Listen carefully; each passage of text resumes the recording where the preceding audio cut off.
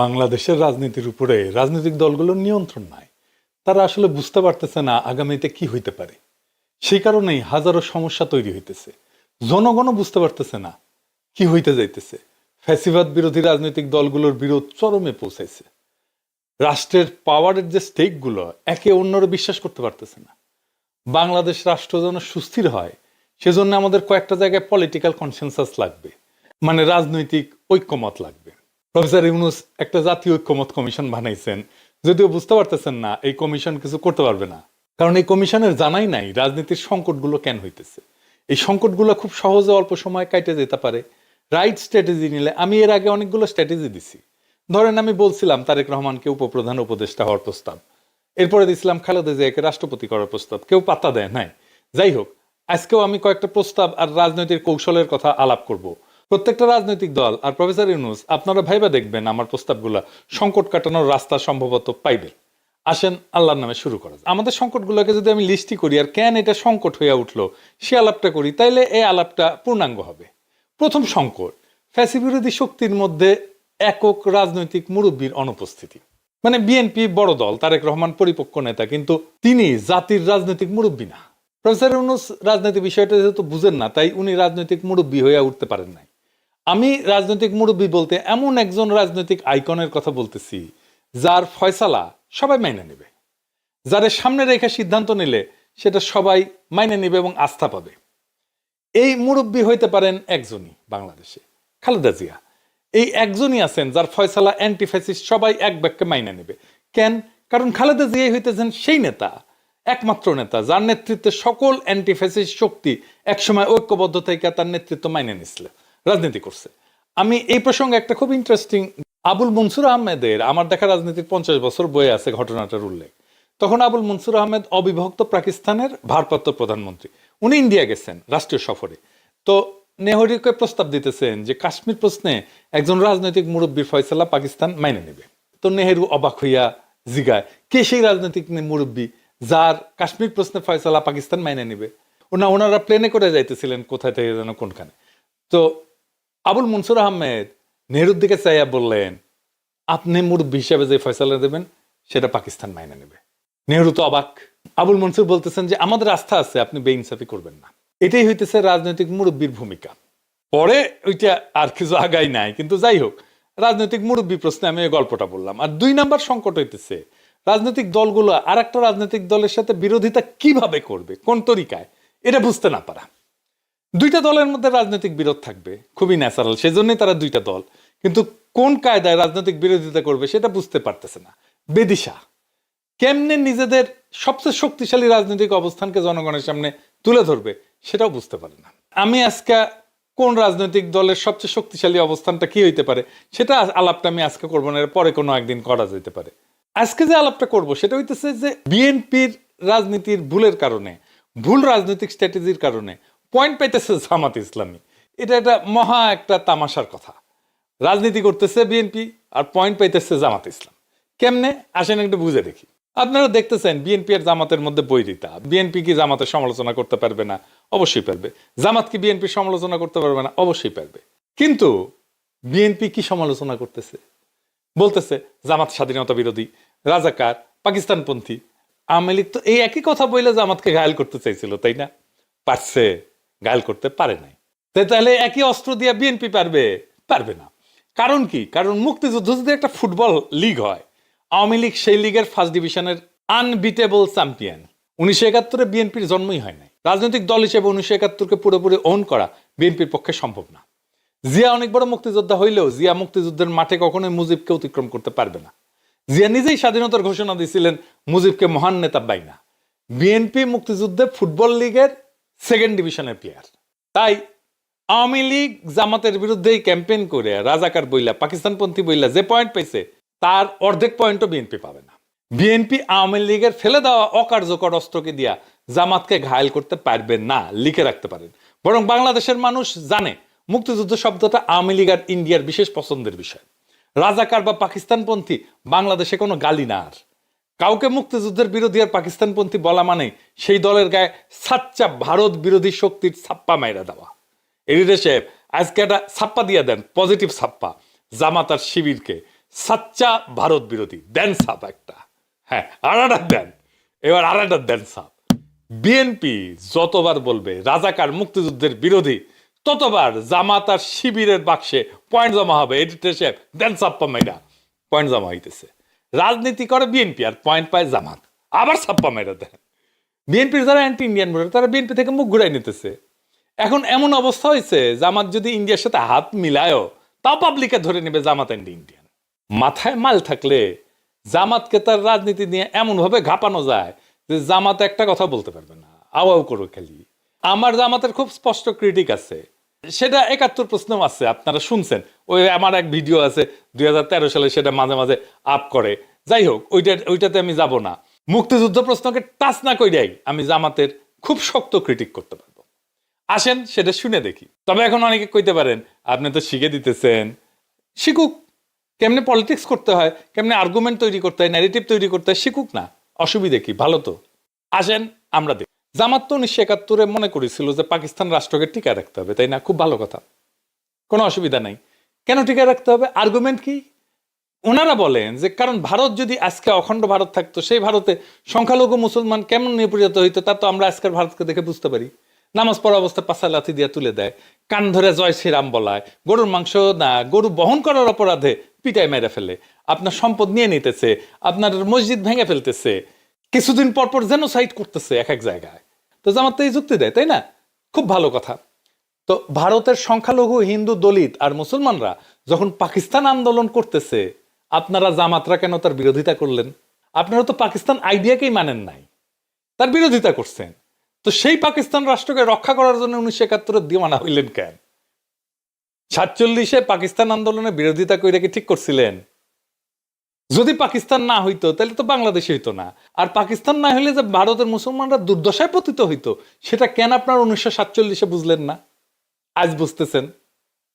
তখন তো জিন্নাকে সাপোর্ট দেন নাই, তার বিরোধিতা করছেন। আজ বাদ দেন, ভুল করছেন একটা। ১৯৫০ সালে ভূমি সংস্কার আইন হইতেছে, পাকিস্তান হয়ে গেছে, জমিদারি প্রথা উচ্ছেদ করা হবে। এই আইনের প্রাতিষ্ঠানিক নাম ছিল পূর্ববঙ্গীয় রাষ্ট্রীয় অধিগ্রহণ এবং প্রজাস্বত্ব আইন ১৯৫০। এর মূল উদ্দেশ্য ছিল ব্রিটিশ আমলে প্রবর্তিত ১৭৯৩ সালে চিরস্থায়ী বন্দোবস্তের ফলে সৃষ্ট যে জমিদার, এই জমিদারে উচ্ছেদ করে দেওয়া। এবং এর জন্যই মুসলিম লীগ আন্দোলন করছে, এবং এর জন্যই পাকিস্তান আন্দোলন হয়েছে, এবং এই আন্দোলন করতে করতেই পাকিস্তানের জন্ম হয়েছে। তো মওদুদী সাহেব ৫০ সালে এই ভূমি সংস্কার আইনের সরাসরি বিরোধিতা করলো, জামাতে ইসলামও করলো। তো এই ভূমি সংস্কার অন ইসলামিক এটা বলতেছেন উনি, মানে এটা ইসলাম মতে এটা সহি আছে। উনি একটা বই লিখলেন, বইয়ের নাম হইতেছে মাসালা ই মিল্কিয়াত তৈ জমিন।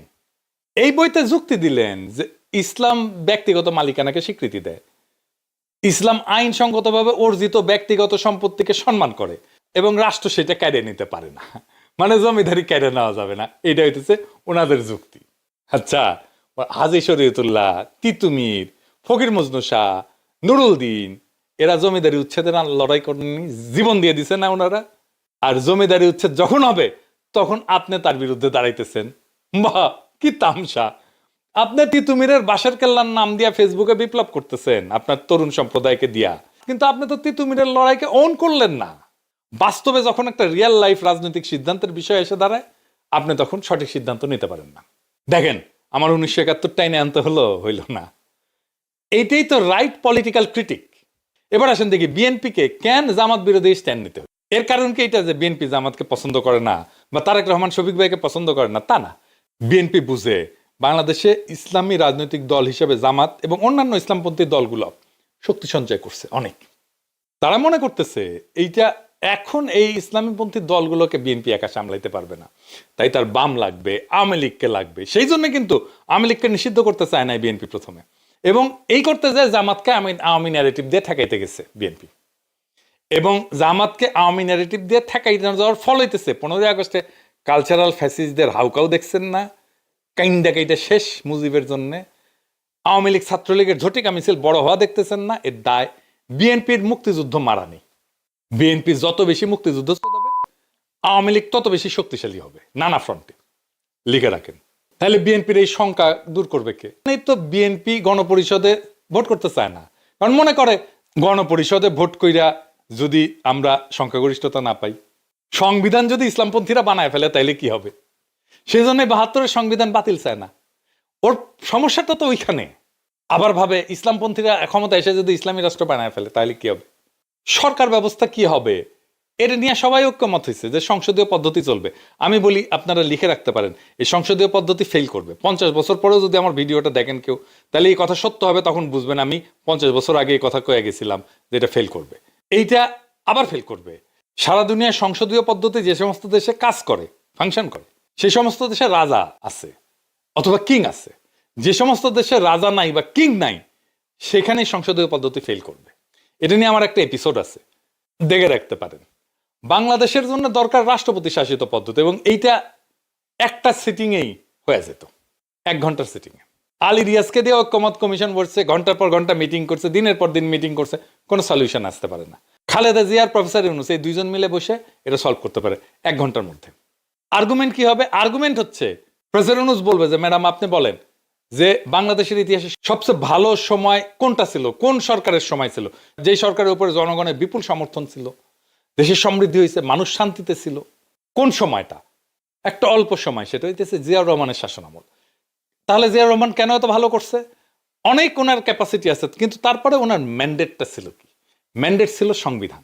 তাহলে জিয়াউর রহমান যেই সংবিধানের ম্যান্ডেট নিয়ে ওই সময় একটা স্বর্ণযুগ আমাদেরকে উপহার দিছে, ওই সংবিধানটাকে চালু করি, তাহলে তো রাষ্ট্রপতি শাসিত পদ্ধতি চলে আসে। আর জামাতের প্রশ্ন, জামাত কি করে ফেলবে, ইসলামপন্থীরা কি করে ফেলবে?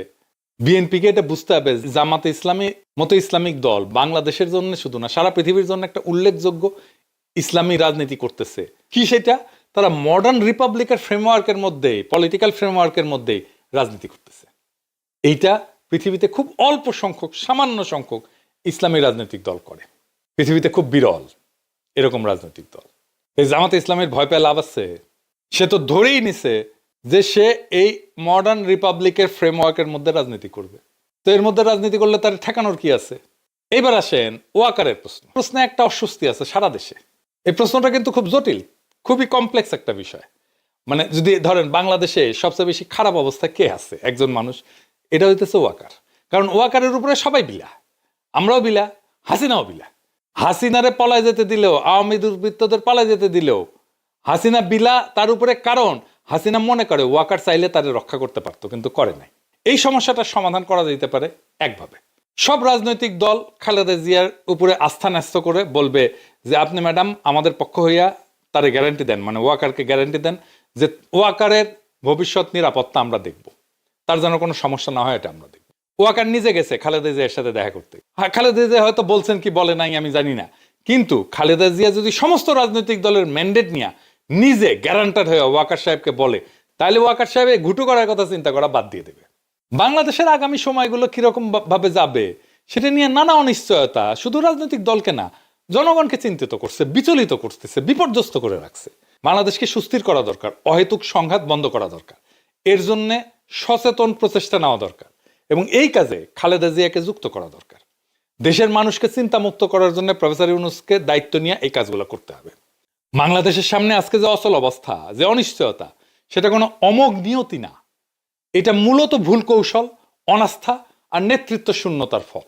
এই সংকটের সহজ এবং দ্রুত সমাধান আছে যদি রাজনৈতিক দলগুলো নিজেদের গোড়ামি আর ভয়কে অতিক্রম করে জাতীয় স্বার্থে ঐক্যবদ্ধ হইতে পারে। ফ্যাসিবাদ বিরোধী শক্তিগুলোকে এমন একজন মুরব্বীর পেছনে দাঁড়াইতে হবে যার সিদ্ধান্তকে সবাই নির্দ্বিধায় মেনে নেবে এবং যার গ্যারান্টিতে সবাই আস্থা রাখবে। আজ আমাদের সামনে দুইটা পথ খোলা, একদিকে বিভক্তি, ভয় আর ক্ষমতার দ্বন্দ্বে ডুবে গিয়ে দেশকে আরো অনিশ্চয়তার দিকে ঠেলে দেওয়া, আর একদিকে পারস্পরিক আস্থার ভিত্তিতে নতুন এক গণতান্ত্রিক চুক্তি তৈরি করা, বাংলাদেশকে স্থিতিশীল, শক্তিশালী এবং মর্যাদাশীল রাষ্ট্রে রূপান্তর করা। আসেন আমরা দ্বিতীয় পথটা বেছে নিই। সংকট না, সমাধানের দায়িত্ব নিই। বিভাজন না, ঐক্যের পতাকা তুলি। ইতিহাসের এই সন্ধিক্ষণে আমাদের প্রত্যেকটা সাহসী পদক্ষেপ ভবিষ্যৎ প্রজন্মের জন্য আশার আলো হয়ে উঠতে পারে। বাংলাদেশকে স্থিতিশীল করার এই মহান কাজটা আর কালক্ষেপণ না, আজই শুরু করা দরকার। আল্লাহর নামে, মানুষের নামে, রাষ্ট্রের ভবিষ্যতের নামে। ইনকিলাব জিন্দাবাদ।